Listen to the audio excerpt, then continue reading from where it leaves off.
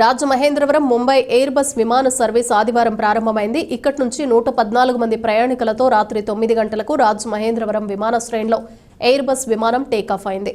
ప్రయాణికుల హర్షధ్వానాల మధ్య ఈ విమాన సర్వీసు ప్రారంభమైంది.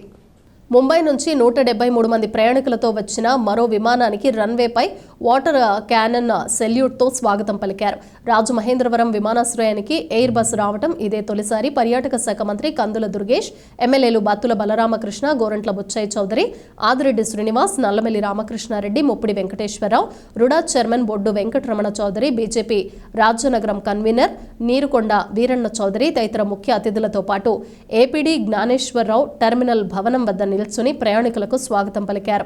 అంతకుముందు వీరు జ్యోతి ప్రజ్వలన చేశారు. కందుల మాట్లాడుతూ రాష్ట్రంలో పర్యాటక రంగానికి ముఖ్యమంత్రి నారా చంద్రబాబు నాయుడు, డిప్యూటీ సీఎం పవన్ కళ్యాణ్ అత్యధిక ప్రాధాన్యం ఇస్తున్నారని అన్నారు. ఈ నెల 12 నుంచి ఢిల్లీకి నేరుగా విమాన సర్వీసు ప్రారంభమవుతుందన్నారు. త్వరలోనే తిరుపతి, షిరిడి వంటి ఆధ్యాత్మిక నగరాలకు కూడా నేరుగా విమానాలు నడిపేందుకు కేంద్ర పౌర విమానయాన శాఖ ఏర్పాట్లు చేస్తోందని జ్ఞానేశ్వర్ తెలిపారు. ఆంధ్రప్రదేశ్ రాష్ట్ర సాంస్కృతిక రాజధాని అయినటువంటి రాజమండ్రి నుంచి భారతదేశ వాణిజ్య రాజధాని అయినటువంటి ముంబైకి ఫ్లైట్ ఏర్పాటు చేయడం అనేది ఈ విమానయాన చరిత్రలో రాజమండ్రి వరకు ఇదొక శుభ ప్రారంభంగా చెప్పాలి.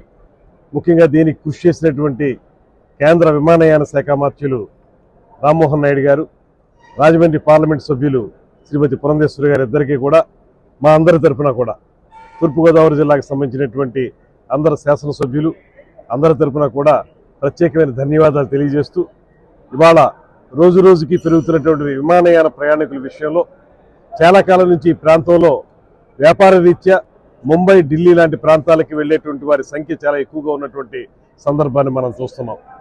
ముఖ్యంగా ఈ ప్రాంతం నుంచి వస్త్ర వ్యాపారులు కానీ, అదేవిధంగా ఇతరత్ర వ్యాపారాలు చేసుకునేటువంటి వారు, నర్సరీలకు సంబంధించిన వాళ్ళు కానీ, అదేవిధంగా పండ్ల వ్యాపారస్తులు కానీ చాలా పెద్ద ఎత్తున ఇక్కడి నుంచి కార్గో కూడా వెళ్ళేదానికి అవకాశం ఉంది.